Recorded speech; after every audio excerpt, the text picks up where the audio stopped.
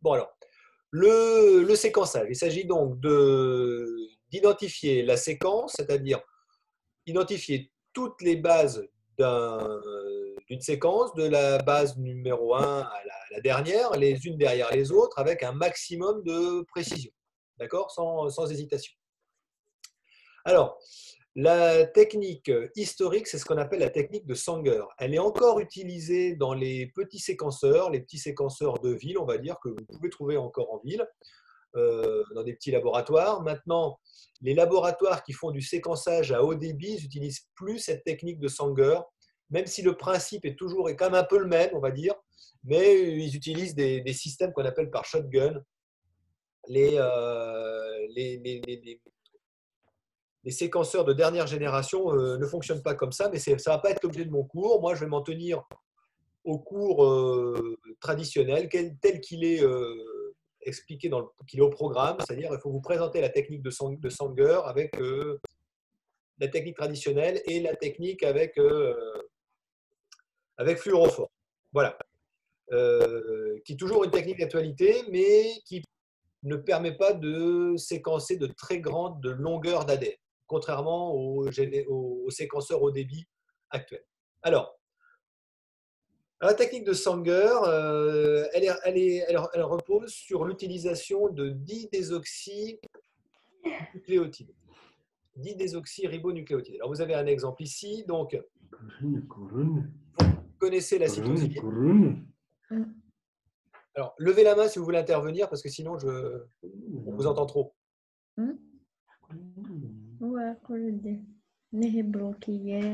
Fanny, ton micro. Oui, Fanny, on vous entend là. Voilà. Je reprends la base, la nucléotide, le désoxyribose, qui ne possède pas d'oxygène en position 2 ni en position 3. Donc, c'est un di-désoxyribose. On parle de di-désoxy-CTP, parce que vous reconnaissez ici les 3 phosphates.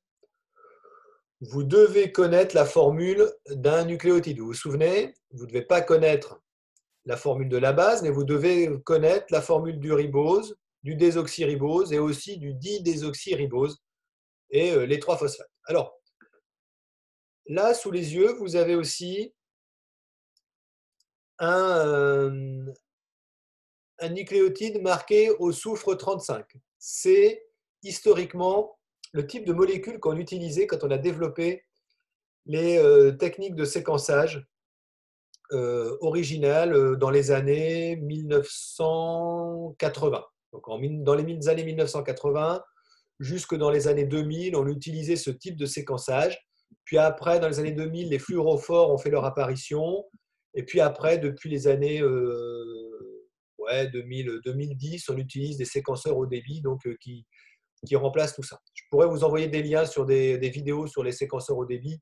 Mais déjà, le plus important pour vous, c'est de connaître, de comprendre la technique de Sanger. Alors, la technique de Sanger, elle ne peut se faire qu'avec de l'ADN simple brun. Donc, il existe des vecteurs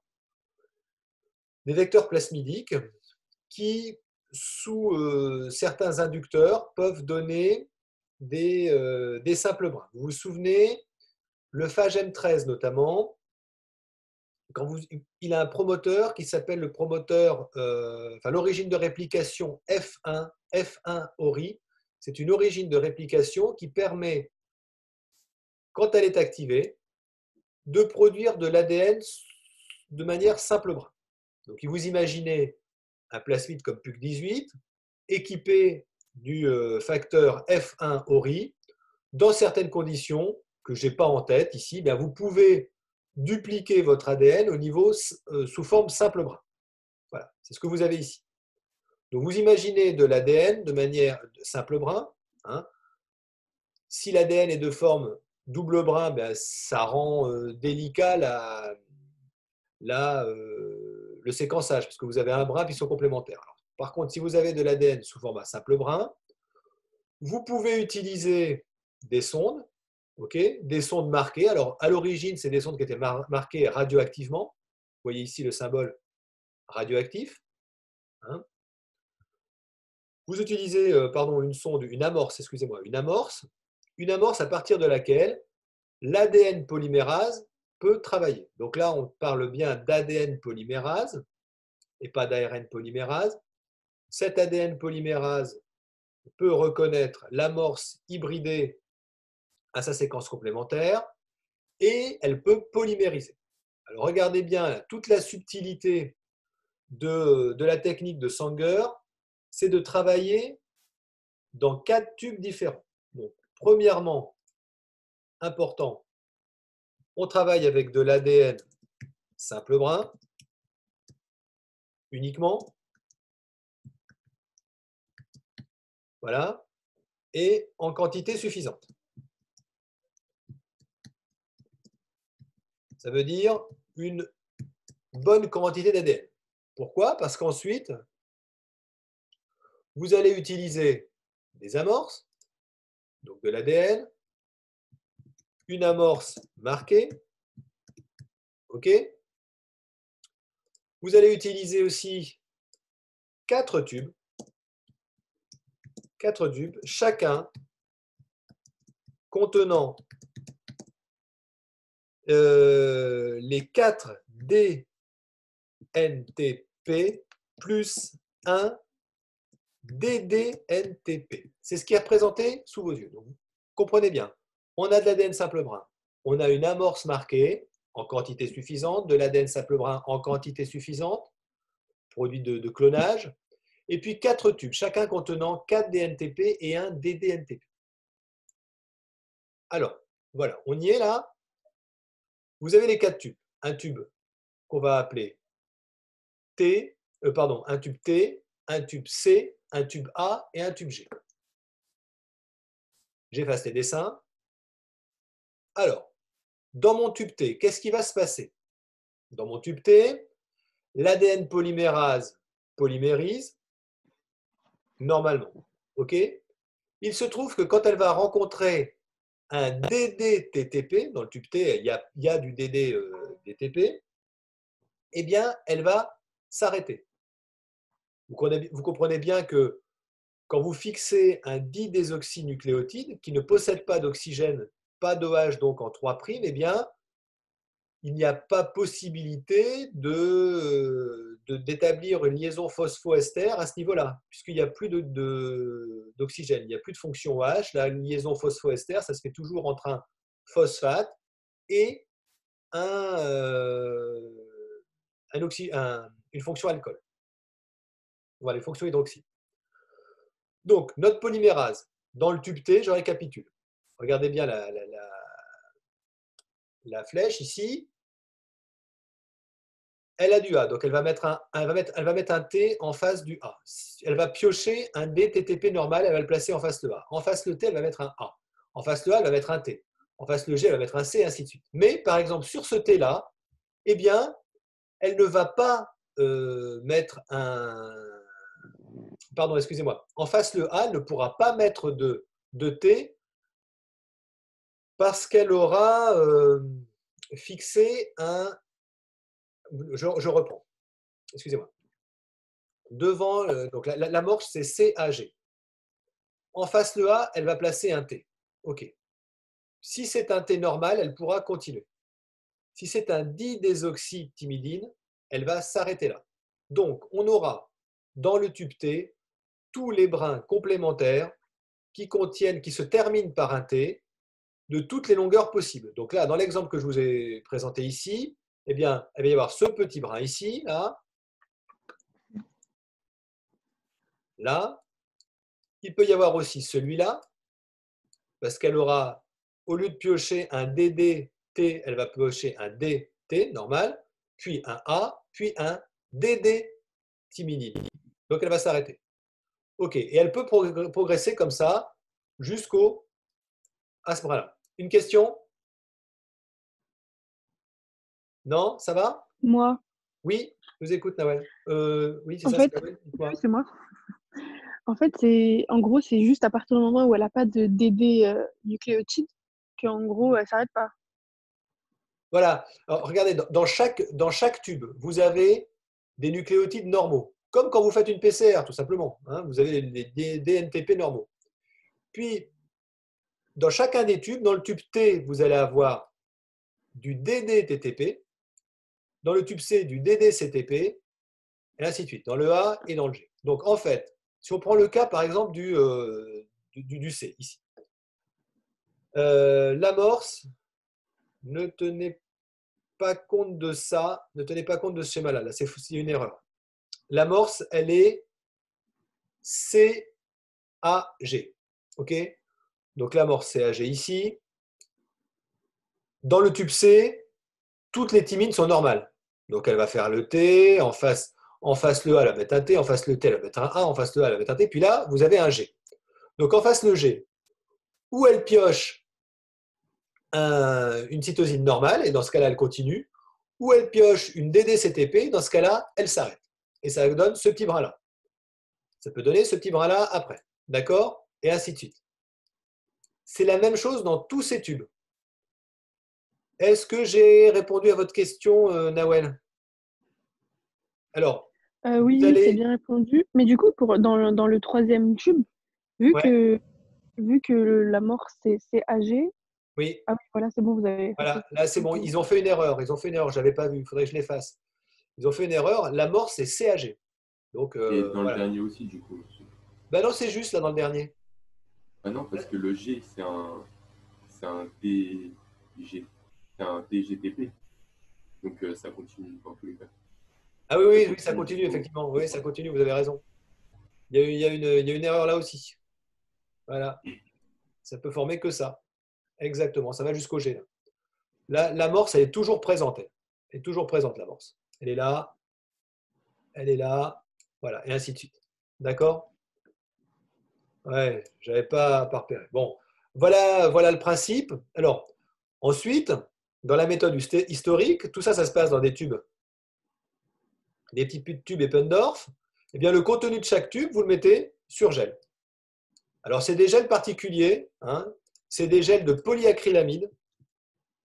Polyacrylamide qui font, c'est des gels de 1 mètre, de 1 mètre de long. Vous imaginez un peu le boulot. Actuellement, ça se fait plus. Hein. C'était un travail d'enfer de pouvoir faire ces gels. Bref, c'était sous des courants ultra puissants et ainsi de suite. Et ça donnait ce genre de figure. Donc, je vais effacer les dessins, revenir à la figure. Voilà, vous déposiez sur gel. Et donc, forcément, les petites amorces migraient, les petits brins migraient loin et les plus grands migraient moins. OK? Et donc, comme ça, vous pouviez lire de proche en proche. Ben là, j'ai un T, je suis dans le tube T. Après, j'ai un A. Après, j'ai un T et ainsi de suite. Donc, la lecture ici, T, A, T, C, C, A, C, T, G. Et je retourne, je retourne sur ma séquence complémentaire donc du brin linéaire. T, A, T, C, C, A, C, T, G. Du bas vers le haut. Vous lisez du bas vers le haut, sachant que l'amorce est en bas, ok, et que les brins sont au-dessus. Alors vous trouverez sans doute des tutos là-dessus sur Internet pour vous expliquer, mais le principe il est celui-là. Qu'est-ce qui me manque? Ah oui, comment est-ce qu'on fait pour identifier les bandes là? Eh bien, en fait, on n'utilise pas du bleu de bromophénol ou autre, on utilise un marquage radioactif. La sonde est radioactive. Et en fait, sur ces non-gels d'1 mètre, eh bien, on appliquait un film photo, ça coûtait une fortune, hein, et on repérait sur le film la radioactivité après une journée d'incubation, enfin une journée de contact. Donc, cette technique historique, c'est elle qui était utilisée pour faire le séquençage du génome humain. Et elle ne fonctionne que sur 300 paires de bases de longueur, c'est tout, 300 bases. Donc vous imaginez pour un génome de plusieurs milliards de paires de bases, le temps que ça a dû prendre, ça a pris une dizaine d'années. Et puis, il y avait des équipes qui travaillaient 24 sur 24. au génoscope, au génopôle d'Evry, par exemple, eh bien, vous avez des équipes qui tournaient 24 heures sur 24. Ils faisaient les 3-8. C'était vraiment un challenge au niveau mondial pour y arriver. C'est un projet qui a coûté plus cher que Apollo 11, hein, pour mettre des hommes sur la Lune quand même, hein, le séquençage humain. Voilà. Maintenant, ça se fait à haut débit, ça ne coûte rien, mais à l'époque, voilà, ça coûtait des milliards de dollars. Donc voilà comment on peut séquencer. Je passe. Monsieur, Oui, quand on fait la lecture du résultat, est-ce que on ajoute l'amorce ou pas? l'amorce, non. L'amorce, on la voit pas. En fait, l'amorce, on la connaît. On utilise des vecteurs. On va insérer la séquence à séquencer dans un MCS. Donc, vous savez exactement ce qu'il y a à droite et à gauche du MCS, puisque vous travaillez dans un vecteur connu. Donc, vous savez quelle amorce vous allez utiliser. Il y a des vecteurs qui ont été développés pour ça, avec une origine de réplication F1 et puis des amorces. On vous vendait les amorces avec le vecteur pour faire du séquençage. Voilà. Alors, la technique a évolué. Monsieur, Voilà un exemple de lecture. Oui, pardon. en fait, la différence de taille de une seule nucléotide, on était Et- capable de l'avoir? Oui, exactement. Sur ces gels de polyacrylamide ultra fins, sous un courant de très haute intensité, on est capable de l'avoir. Vous avez un exemple ici. Donc, si je vous donne des exemples, c'est parce que on peut imaginer dans un sujet, par exemple, que vous ayez le gel et on vous demande de l'interpréter. Eh bien là, il faut savoir que le plus bas est en bas, que entre chaque bande, là, vous avez un nucléotide. Et là, c'est un très très beau gel. On reconnaît G, G, C, G, G, C, G, A, T, T, C. On ne voit pas beaucoup ici. Puis après, je saute à G, puis après à A. Après, je viens sur T et ainsi de suite. Bon, pour que ça marche, ce genre de séquençage, il faut avoir des gels d'extrêmement bonne qualité. Vous voyez qu'il y a des zones où là, on ne voit pas trop si on a deux A ou un seul, hein. D'ailleurs, là, dans la séquence, je ne sais plus ce qui a été noté, un seul A. Moi, j'en aurais vu deux, hein. Bon, voilà. A, G, A. Il apparaît où le AGA? Ah oui, oui, ils sont arrêtés avant. Pardon, ils sont arrêtés avant. Ils sont allés jusque-là. Donc, ce que vous avez sous les yeux ici, ça va du G ici, là, jusqu'au T ici. Ils se sont arrêtés avant parce que justement, il y avait une petite ambiguïté. Est-ce que j'ai deux A? Est-ce que j'en ai trois? Je ne sais pas. Mais bon, j'ai envie de dire que là, vous avez encore un A, puis un A, et ainsi de suite. Voilà. Et vous pouvez continuer la lecture dans ce sens-là. Bon. Alors, vous imaginez à quel point c'était fastidieux, c'était extrêmement cher, et en plus, il y avait des erreurs d'interprétation. Alors, quand on faisait du séquençage à l'époque, c'est toujours le cas aujourd'hui. On séquence un des deux brins, puis on séquence l'autre, le complémentaire, et on voit si ça match entre les deux. Alors, la technique actuelle, elle est beaucoup plus simple. Je l'ai représentée ici. Elle est toujours basée sur le séquençage de Sanger. Donc, dans les petits séquenceurs qu'on utilise dans les laboratoires de ville, ça peut être utile pour rechercher certains types de séquences ou pour faire des tests de paternité ou des choses comme ça. Vous avez, le principe est toujours le même. Donc, on a un ADN simple brun, on a une amorce qu'on sait positionner, puis à la fin, vous avez une interprétation qui se fait en fonction de la couleur sur ordinateur avec un détecteur de fluorescence. Donc, on récapitule, on a toujours notre ADN à séquencer sous format simple brun. On travaille avec uniquement un seul tube, mais on travaille avec 4 DDNTP, chacun marqué par un fluorochrome. Ça veut dire quoi? Ça veut dire que au lieu d'avoir 4 tubes, j'ai qu'un seul tube, mais le DDA, par exemple, va être rouge, le DDC va être bleu, le DDG va être vert et le DDT va être noir. Pas noir parce qu'il n'y a pas de fluorescence noire, mais on va dire un orange, par exemple. Donc vous avez 4 fluorophores différents. Voilà. Donc là, la technique, elle est beaucoup plus simple. À partir de l'amorce, vous allez avoir polymérisation. D'accord? Et là, toujours pareil, votre polymérase, votre ADN polymérase, où elle travaille normalement, et là, par exemple, elle fixe un G normal, ok, elle fait sa polymérisation, mais à un moment donné, elle va tomber sur du DDG, elle va s'arrêter. Donc là, vous avez un G.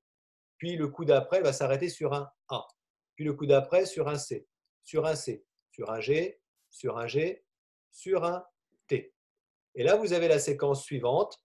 Donc, si je ne fais pas d'erreur, vous allez avoir la séquence G, G, A, G, A, C, C, C, C, G, G, T. Voilà la séquence qui correspond du plus petit au plus grand, de là à là. D'accord? OK. Alors, la lecture ne se fait pas sur un gel de polyacrylamide classique. C'est un gel de polyacrylamide qu'on appelle un gel capillaire. On fait de l'électrophorèse capillaire. L'électrophorèse capillaire, c'est tout simplement que les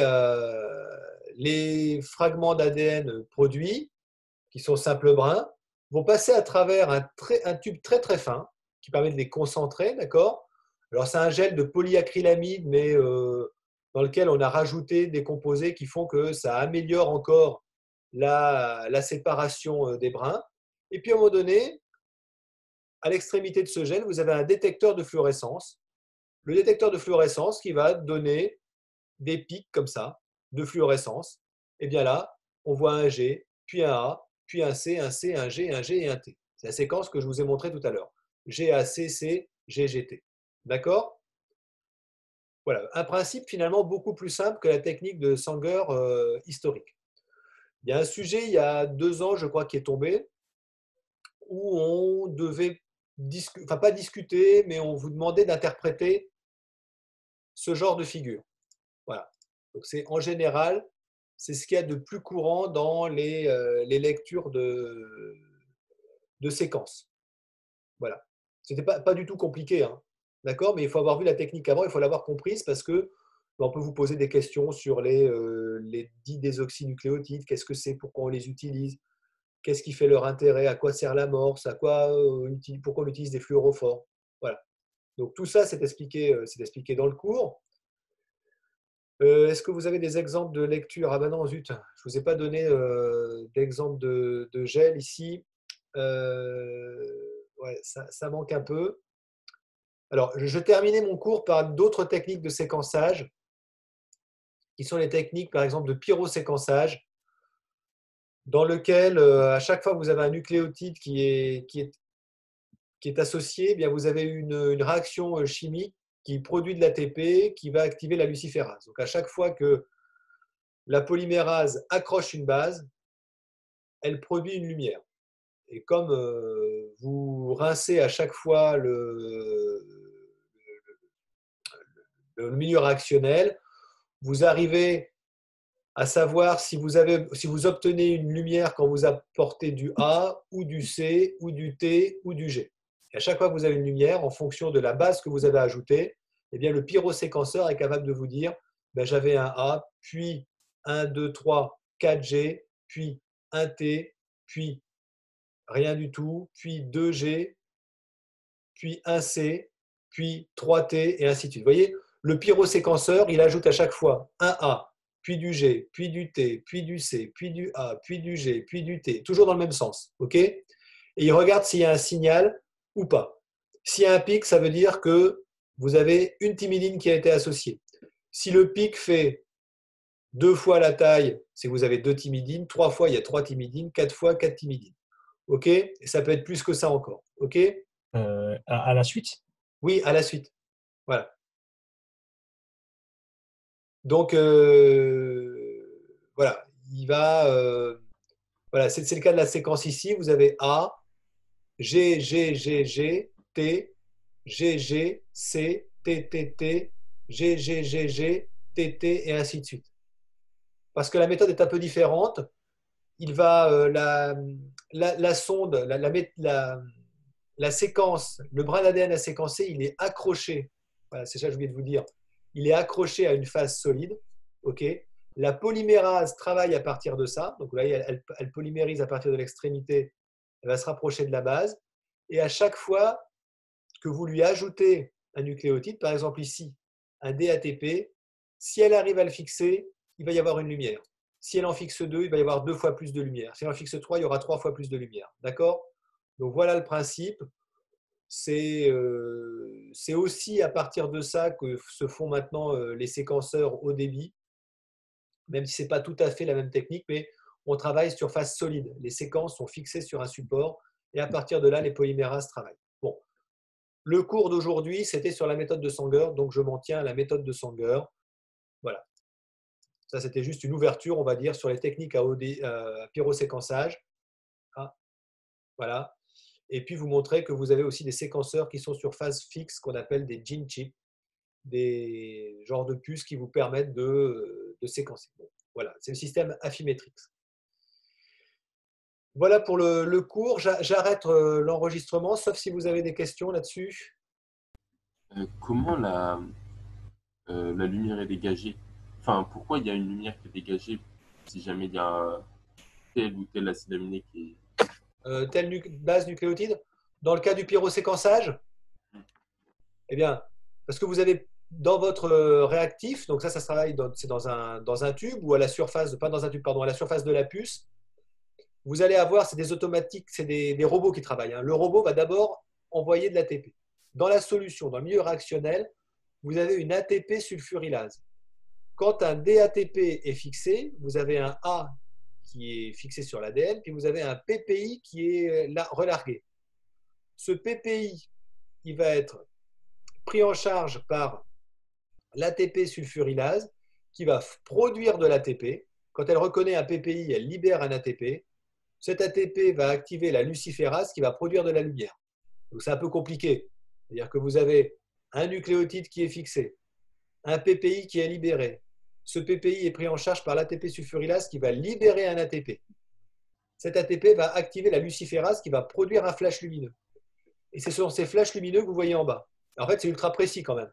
Un flash lumineux, ça veut dire qu'une adénine a été produite. Parce que vous savez que c'est l'adénine que vous avez mis dans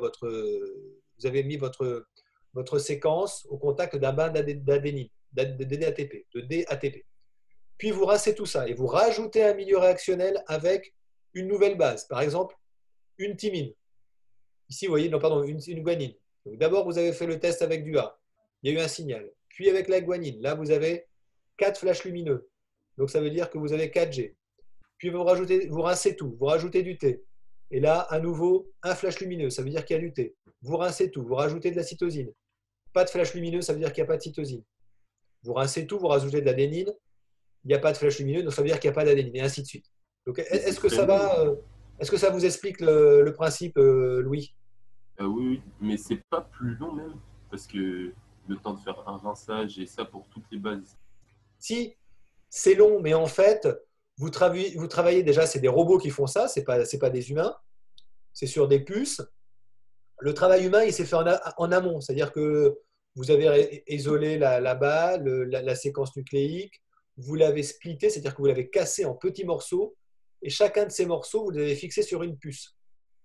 Et en fait, c'est le principe des pyroséquenceurs actuels et des séquenceurs à haut débit maintenant, c'est que l'ADN, vous le cassez en petits morceaux, vous fixez chacun de ces morceaux sur des puces, et le séquençage a lieu séparément, et après, l'ordinateur reconstitue le puzzle de proche en proche.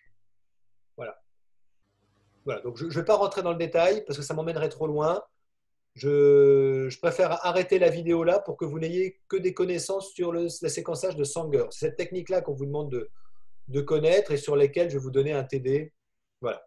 Donc, si vous voulez, j'arrête l'enregistrement.